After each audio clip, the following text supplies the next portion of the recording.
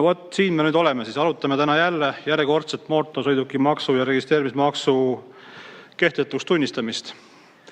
Ja ega siin ei ole näha eriti neid selle maksu arhitekte, üks julge siin vahepeal tuli välja sotsidest. Eks me näha ole, kas hakatakse varsti musta valgeks rääkima siin pärast mind, miks see maks hea on. Aga siia tulles ma mõtlesin, et millest ma täna räägin. Ma olen siin puldis automaksuga käinud päris mitmeid kordi ja rääkinud neid asju. Ma võtsin täna välja oma varasemad kõned, mis selle automaksu menetluse juures sai juba räägitud, ja vaatasin neid punkte, mida kõike sai välja toodud. Ja EKRE oli sellele maksule vastu, kui me seda hääletasime. Me tegime komisjonis ettepanekuid, mis välistasid selle automaksu kehtima hakkamise. Me oleme õiguskantsleri poole pöördunud, mille peale õiguskantsler siia tuli, ja arutasime teemat, mis saab varastatud ja hävinud autodest. Me oleme enda poolt kõik teinud ja ma luban ka, et EKRE, olles valitsuses järgmine aasta, lõpetab selle automaksu ära. Sellepärast, et see lihtsalt on niivõrd vale asi, et seda näitab see pilt, kuidas need arhitektid tegelikult siia saali pole julgenud tulla. Nad peaks täna siin olema ja koos arutama seda asja, aga need ei ole siin.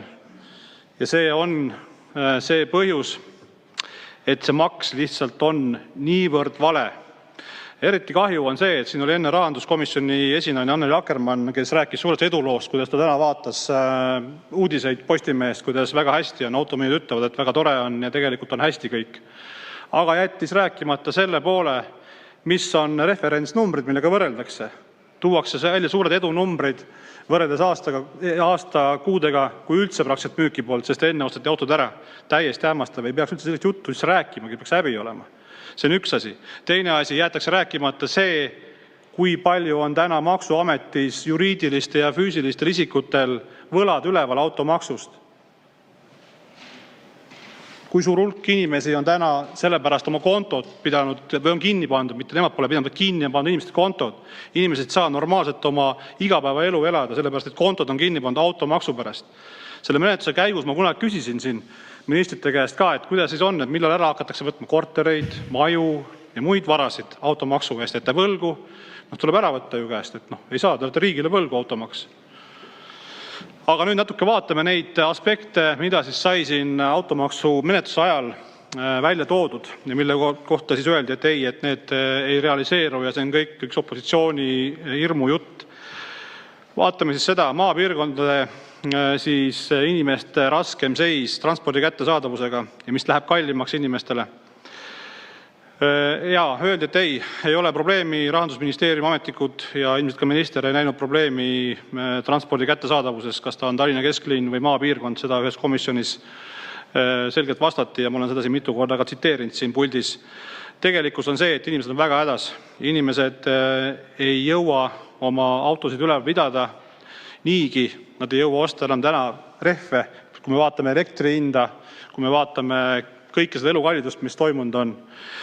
Siis lisaks sellele, et inimesed on üleüldse väga raskes olukorras, eriti maapiirkonnas, kus sul on autot vaja, on tulnud siin välja geeniused ettepanekuga hakata maksustama veel pensionäre ja lapsi. Transport on nagunii kättesaamatu juba, liinid on väga hõredad ja siis tuleb meil regionaalminister, kes peaks seisma inimeste liikumisvõimaluste ja inimeste eest. Tuleb ettepaneku, et hakkame maksustama veel pensionäre ja lapsi. Et saada teada, kui palju inimesi meil bussiga või rongiga sõidab. Tuleb taevas appi. Ettevõtjad, väikeettevõtjad eriti on saanud suure põntsu ja tegelikult kõik need lisakulud on ju läinud meie igapäevateenistusse. Kõik meie teenused on läinud kallimaks selle võrra. See oli ju aru saada kohe. Ja see on ju praktiliselt elus juba sinnamaani jõudnud, et kõik tarbija maksab selle kinni. Lisaks sellele me riigis kogu aeg nihutame kõik teenused kuskile suurematesse keskustesse ja räägime edulogudest, kuidas nüüd on väga hästi, riik on õhem, riik on ökonoomsem. Aga jätame rääkimata selle, et kõik see kulu on lükatud inimese kaela. Inimene peab hakkama käima, sõitma suuremaid vahemaid, kas arsti juurde, mõne muu teenuse kätte saamiseks. Jälle kulu pannakse inimesele. Ja kinni maksame selle tarbijatena me kõik. Maksutulud, mis vähenevad. Siin rebiti särki ja räägiti, kuidas ei, et võib-olla natuke alguses väheneb, aga tegelikult on see ikka tohutu suur tuluprojekt. Tegelikkus on see, et oleme saavutanud hulga juriidilisi isikuid ja eraisikuid, kes on võlgu täna maksuametile, kelle kontod on kinni, ja tegelikult oleme ära hävitanud sektori, automüügisektori, ja sealt on läinud ära töökohad, sealt on ära läinud maksulaekumised. Ja mis me saanud oleme ühe ebaadekvaatse ja ebausaldusväärse maksukeskkonna ja oleme saavutanud selle, et inimesed ei usalda oma riigijuhte enam absoluutselt kopikeestki. Sellepärast, et me kõik mäletame seda, lugege mu huultelt, maksud ei tõuse. Autopargi vananemine. Mäletame kõik seda lugu, kuidas räägiti, mingisugune edulugu on. Nüüd hakkame suruma automaksuga kõiki sõitma uute autodega, keskkond läheb puhtamaks ja kõik on väga hästi. Tegelikkus on ju see, et Eesti autode keskmine vanus on paari aasta võrra vanemaks läinud, kui see varasemalt oli seal kuskil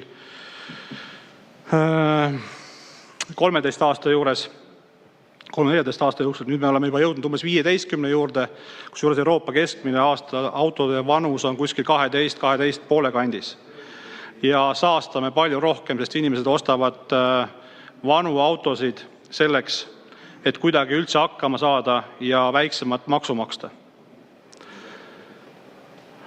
Ja siin juures keskkonnahoiust jutt on ikka väga mage, et see nagu ei lenda mitte kuidagi moodi. Ja selles mõttes on kahju, et kui eelnõu tegijad ka midagi tulevad päriselt läbi suruma, siis rääkige, miks te seda teete, rääkige kohe ausalt ära. Aga ei, räägitakse siin keskkonnahoiust ja midagi täiesti nonsense. Kurb. Nüüd lisaks sellele veel saame siin iga päev uudiseid, mis tegelikult ilmselt siin saalis oli, et ei olnud uudised, aga mida on kiivalt varjatud, et automaksu ja registreerimistasu tõusud on sisse planeeritud juba 28. aastaks ja 31. aastaks märkimisväärsed, mis on täna juba täiesti ebareaalselt suured, on sisse planeeritud veel lisatõusud. Või siis võtame näiteks selle markantse asja, et kui sa autoromu tahad nüüd 27. aastast minna arvet maha võtta, mida sul ei ole, oled mingil põhjusel unustanud seda teha, siis hakkad selle eest maksma 800 eurot. 800 eurot. Tule taevas appi. Auto eest, mida sul ei ole, ja mingil põhjusel on jäänud maha võtmata, hakkad siis maksma 800 eurot. Et kui täna saad seda teha veel 15 euro eest, siis järgmine aasta hakkad selle eest 800 eurot maksma. Täiesti ebareaalne. Ja lõpetuseks peab ütlema, et loodame siis, et nagu Annela Akkermann ütles siin, et huvigruppe kaasatakse kõiki menetluse käigus, mida ei ole praegu tehtud, sellepärast, et esimene lugemine on, nagu ta tähtsalt ütles siin, siis tahaks ikkagi näha, et saab see eelnõu edasi minna täna, seda ei katkestamist ei tehta või tagasi lükkamist ja need huvigrupid saavad kõik tulla ja kaasatud olla ja rääkida, mis nad arvavad automaksust. Aitäh!